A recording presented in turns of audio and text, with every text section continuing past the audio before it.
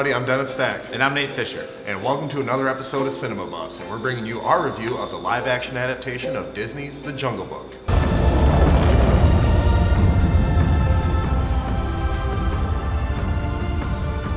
This is a little bit of a different take than the animated film that we all know and love from the 60s. This wasn't a movie that I grew up with watching over and over again like Aladdin or The Lion King. I think it was a little bit before my generation. I remember watching it and loving it, but going into this movie I was like, maybe I should watch the animated version first for comparison, and I'm really glad I didn't. I'm glad I went into this movie with relatively fresh eyes. So, what did you think?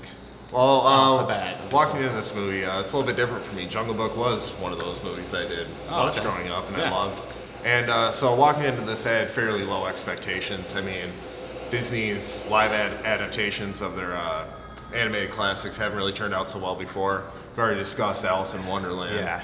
And also, do you remember in the 90s they had that live action Jungle Book with like the grown-up Mowgli, like Sam Neill was in it. Yes. Yeah, and it's just like I love the original so much and all the songs from it, so I had really low expectations going into this, but I was pleasantly surprised by this. I mean, I thought it was a great adaptation. The CGI was great, the sets were good, and that was the one thing I was really picky about with this whole CGI background is that like I thought the sets were all going to look the same and there was going to be like no distinction, like this place here, that place there, no real sense of location or danger, especially amongst the action. But no, it was really well. And the CGI characters were really good. What did you think about the animals and all the special effects? I thought that it was top-notch special effects, especially for animals to be CGI animated, but also talking. You know, this is the best animals talking in English you're ever going to see.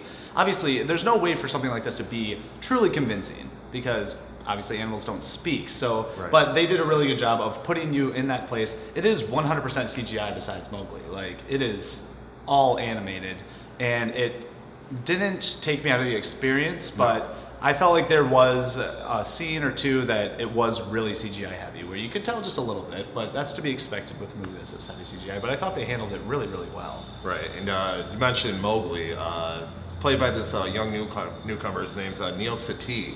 And I thought he did a great job, which was surprising for me because usually I find most child actors be kind of annoying, but like he had to carry the film and we had to experience this story through his eyes. Yeah. And I thought he did a great job. I thought he did too. As a child actor, it's tough. It's his first gig, and he is working with nobody else. He is working with green screen, and that is it. Right. So I do admire how well he did with it. There was, once again, times where I wasn't fully convinced, but he's a child actor. What can you do? But to lead the story, to carry the story, he did a great job with it for sure. I don't think he stole the show from any of the animal characters or their personalities. No. And having said that, let's talk about some of the renditions of these characters, of Baloo, of Kaa, of Shere Khan, all of them. What did you think? I thought the vocal cast was great. I mean, Bill Murray's hilarious as always. Yep. And I remember we were trying to pin it when we were in the theater, but Gary Shandling was the porcupine. Oh, okay. And he was awesome, and that's kind of cool that was his last role, and it was memorable. Yeah. But the two standouts for me were easily Idris Elba as Shere Khan, and Ben Kingsley as Bagheera. Now, Bagheera was, like I said, this is a movie I grew up with. Bagheera was my favorite character in the original, and he definitely is in this one too. I just love that he's that emotional pragmatist, where it's like he knows that Mowgli can't stay with the pack anymore.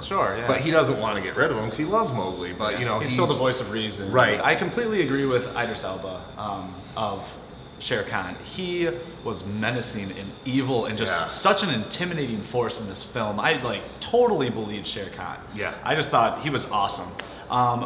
Personally, my favorite scene, and maybe voice acting in it, I loved Scarlett Johansson as Kaa. I thought that was such a refreshing take, and I saw an interview with Jon Favreau,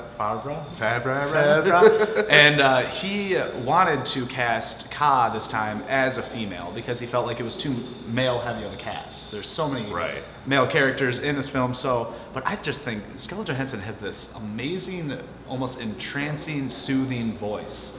Sultry, I would say. Yeah, sultry, yes. And it really, it told a little bit of the backstory of Mowgli, enough that you needed. You didn't really need any more backstory than that.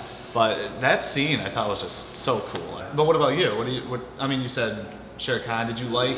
I felt like Bill Maher's personality met Baloo's. His real life personality and Baloo's personality was a nice match. Yeah, and that was probably my favorite part of the film was the relationship between Baloo, Bagheera, and Mowgli. When those three were together. Well, yeah. Once Bagheera comes back to Mowgli, and it's the three of them going through this together, I feel like it almost plays out like a buddy comedy adventure from that point out. Yeah, it really does. Yeah, and it's just like it's like there's two big brothers, and they got their little brother that they both love and look out for. Yeah. But another thing that really impressed me about this movie was the score. I thought the score was really good. Yeah, let's talk about the music a little bit. Just because it's such a heavy musical in the animated film. Right, yeah. And in the animated film, there's several songs, but in this one, they just stick to the two popular ones. They stick to Bare Necessities and I Want to Walk Like You. Talk Like You, the King Louie song. The songs that they incorporate into it work with the situations and with the plots. It's not like, let's go into a musical score and let's all dance together on cue. What I liked about the ending of it is that so many of these big summer blockbuster movies, they seem to want to draw the ending out for a half hour to 45 minutes. Right. And it didn't do that. No. It wrapped it up in such a nice way where you weren't exhausted at the end of it. No. This movie's on the shorter side in comparison too. It's only an hour and 45 minutes. It's still a kid's movie. I think this is a great movie to take your kids to, and take the whole family to, and I really did enjoy this movie. But if I had any complaints or beefs or anything with it, I would say, like you mentioned, Scarlett Johansson as Kat. I just felt that she was very underused. She was just that one scene. It was basically she provided Mowgli's backstory, and then she was gone as soon as she came. So I didn't like that. And also, you mentioned Walken. I mean, I love Christopher Walken and everything. Obviously, I'm wearing more cowbell over here, but I just felt like his King Louie was a little too like mafioso kind of. But I felt like he was like more like an Italian crime boss more than. Which I get, King Louie's character kind of is. I just didn't think it played well on screen. I mean, I love Christopher Walken and everything, and that scene was awesome. The action was good. The chase between King Louie and Mowgli, that was great. Yeah, but it was. I just didn't like the characteristics of Walken's King Louie. All right, so there you have it. That's our review. Nate, I like the movie. You like the movie. But go ahead, put a number. What's your score for it? Very few gripes. Mostly great things about this movie. So I'm gonna put 8 out of 10 on this. 8 out of 10. Yeah, definitely. Just a few nitpicky things here and there, but I mean, like I said, highly recommended. This movie is just a really good time. What about you? Find ourselves in complete agreement. I'm also giving it an 8 out of 10. 8 out of 10. Yeah, like I said, I had my minor gripes with it, but overall, it was just a fun time at the movies, and it's a good movie for anybody, all ages. It is. And especially if you love the source material in the original movie, you're really going to like this. It's a good, if you want to call it a remake, sure, it's a great remake, but I call it a live-action adaptation of a cartoon. He made it his own. The director definitely put his stamp on it, made it his own movie, and very enjoyable. Yeah. So, what did you guys think of The Jungle Book? Did you like it? Not like it? Do you prefer the original? Please leave your comments below, and please show your support by liking, sharing, and subscribing. Yeah, before we go, we are going to announce the new contest for this week. Yep, brand new contest. Brand new giveaway. So this week we are going to be giving away the Star Wars Force Awakens Blu-ray DVD combo.